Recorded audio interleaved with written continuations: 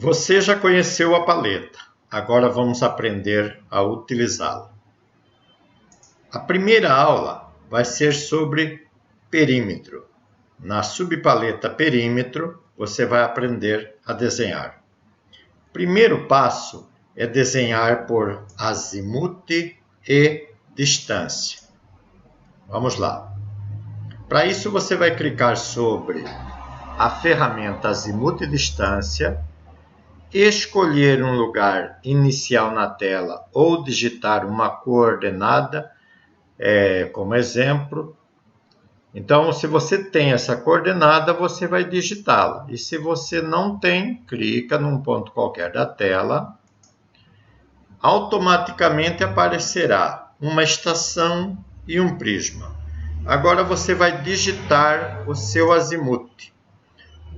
Vamos colocar o azimuth de 42 graus. Basta digitar 42,20 minutos, 20 segundos. Direto, 42,2020. Enter.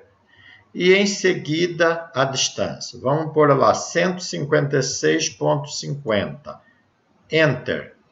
O programa desenha aquele alinhamento sugerido e já está pronto para inserir novo alinhamento. Vamos digitar um outro azimuth para reforçar.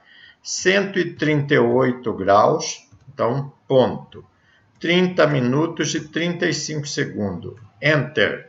A distância, 215,65. Enter.